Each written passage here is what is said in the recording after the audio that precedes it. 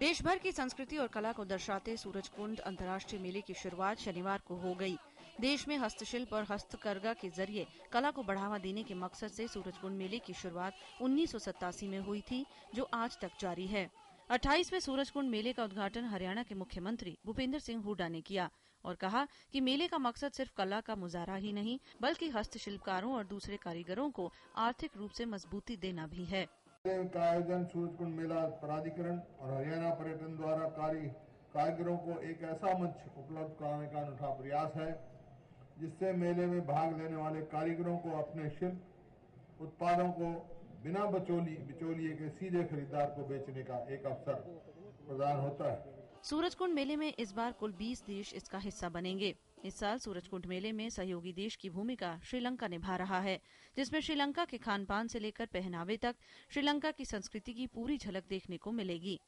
मेले के दौरान 4 फरवरी को श्रीलंका दिवस भी मनाया जाएगा, जिसमें श्रीलंकन कलाकार रंग बिरंगी प्रस्तुतियां देंगे। मेले में श्रीलंका के उच्चायुक्त ने इस मौके पर कहा कि श्रीलंका हमेशा भारत के साथ अपने संबंधों को मजबूत करता आया है और आगे भी इसे जारी रखेगा। We in Sri Lanka are so proud and thank the government of Haryana, Surajkund Authority, the Secretary Tourism Ministry of the India for giving us the opportunity to be the partner nation of this excellent event. हर साल मेले में भारत के एक राज्य को मुख्य तौर पर दर्शाया जाता है।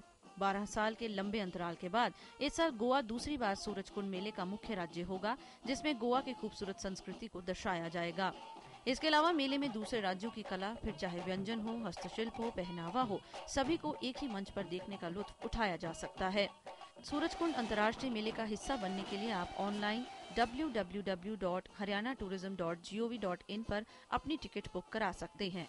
तो फिर देर किस बात की। 15 फरवरी तक चलने वाले इस मेले के जरिए देश भर के साथ साथ दुनिया के कुछ देशों की समृद्ध संस्कृति से रूबरू होने का मौका हाथ से मत जाने दीजिए।